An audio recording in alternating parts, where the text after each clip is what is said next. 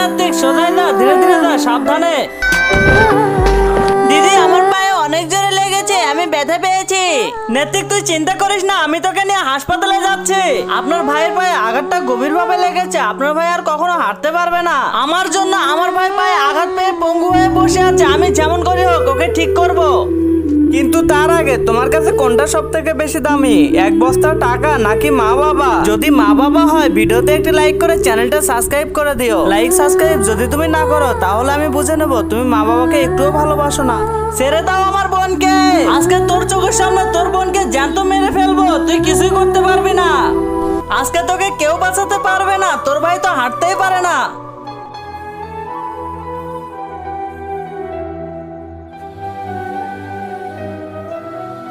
ছেড়ে দাও আমার বোনকে। আরে বা নতিক, তোর পা তো ভালো হয়ে গেছে, তুই চলতে পারতেছিস। নেতিক আমরা প্ল্যান করেছিলাম তোর পা কিভাবে ঠিক করা যায়।